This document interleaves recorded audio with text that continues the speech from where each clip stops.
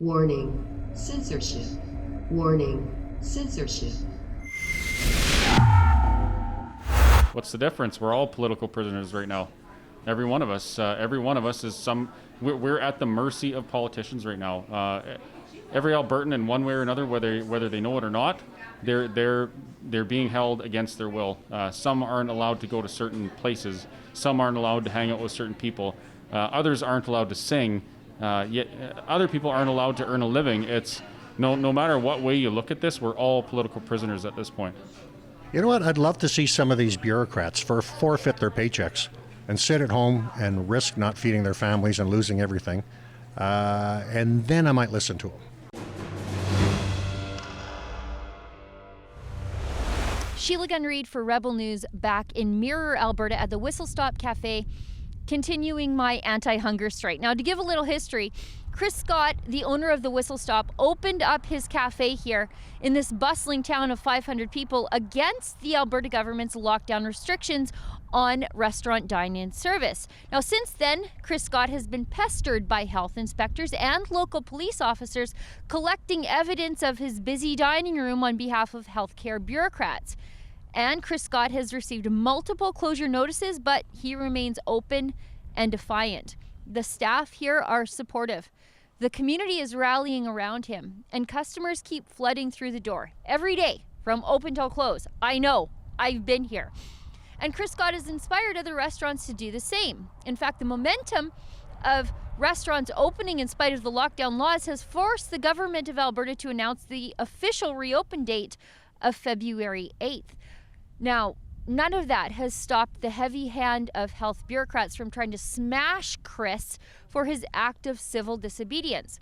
Yesterday, so Wednesday, Alberta Health Services sought and won an emergency injunction against Chris Scott and the Whistle Stop in court, though Chris's lawyer made an impassioned argument on the facts in Scott's defense. Now, all that means that if Chris is found to be breaching that court order, he can face contempt of court and be sent to jail. But I spent the day here, and Chris Scott is absolutely resolute. He's willing to take whatever consequences may come his way to take a stand for freedom. Now, the day started off pretty exciting with a visit from 3 helicopters from supporters who landed in the field just north of the cafe. Take a look at the day.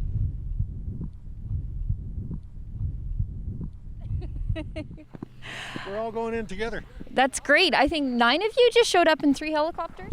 I think that's about 9 of us, I think, if the count's right still, yeah. Yeah, we tried to get more, but I guess some other commitments got the other guys held back. And the weather maybe a little. The weather a little bit, you know what, it was clear sailing until about 5-10 miles this way, so it's clear skies south of here. So why did you do this for Chris? This is the second time.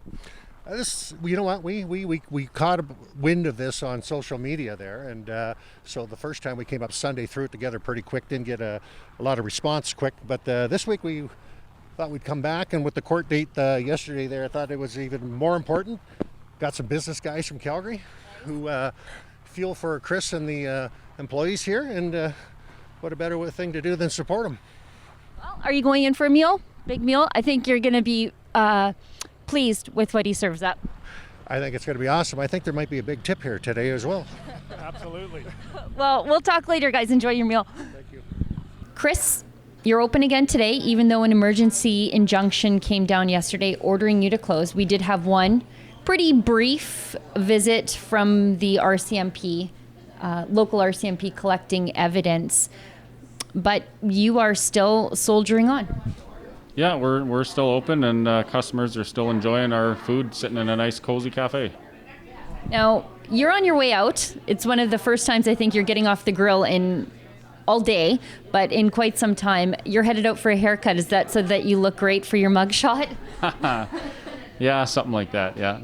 Now, I know that you reached out to the health minister, Tyler Shandro, the other day before your court hearing. He never got back to you. No, he didn't. So I tried phoning his office, and I assumed that I would get some sort of a office person or something, but it just was redirected right to email. So I sent an email requesting a call back, and I also sent an email, or maybe I didn't. I should. I'm going to send an email asking for a meeting. But so far I haven't heard anything back yet. And you're still willing to be a political prisoner, I guess, is what you really would be if AHS takes their new evidence before a judge and asks the judge to issue a bench warrant for your arrest. What's the difference? We're all political prisoners right now.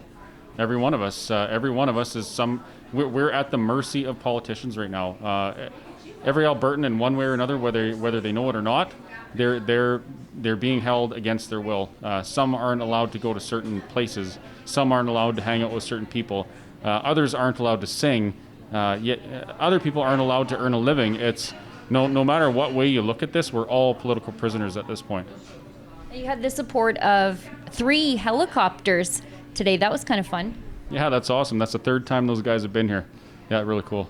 You know Chris could become a political prisoner because of his act of civil disobedience. That's what we're here to support. We're here to support the small businesses. This lockdown has hurt them very badly, and it's time that we all step up and show them our support. Do you have a message for, I guess it would be for Tyler Shandro, the health minister? I mean, he's in charge of these Alberta Health Services bureaucrats that are persecuting Chris.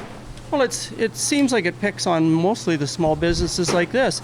The Walmarts are chock-a-block full, the banks, I mean, everywhere else you go, there's people everywhere. So why are they singling these small businesses out? It doesn't make sense to me. So, do you have a message for the provincial government? Because it looks like they are willing to make a political prisoner out of Chris.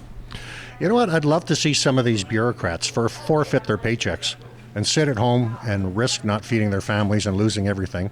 And then I might listen to them. But until they do so, and they just won't, picking on the small person when liquor stores, cannabis stores, and all these places can remain open, it's just not right. So I think they need to re-look at this whole situation. We started as a small business, and we've been blessed to still be open and be able to keep our staff employed because the restrictions haven't hit us as hard. And I just feel for those families that are in worse shape than we are, and we want to reach out and support them in everything we can do. And yeah. As you were sitting having your very delicious breakfast, the cops came in to collect evidence on behalf of AHS.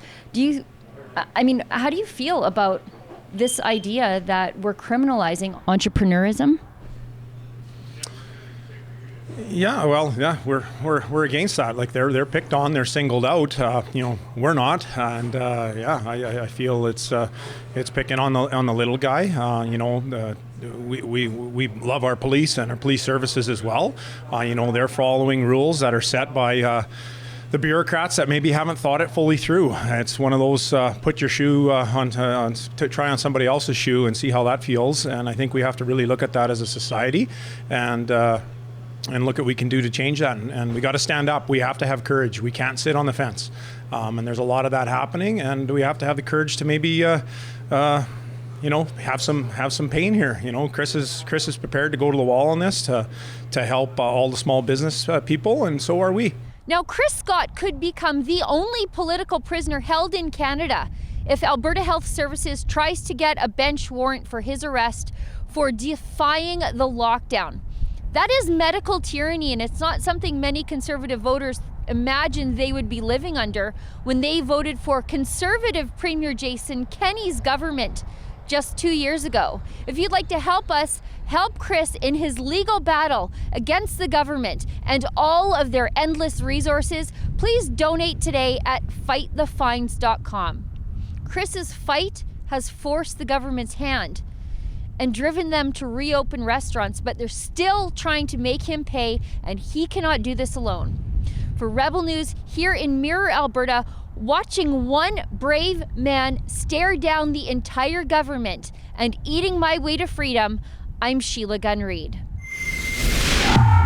If you'd like to help us help Chris Scott take on the entire government, save the restaurant industry under serious threats of fines and jail, and fight for freedom, please donate today at fightthefines.com.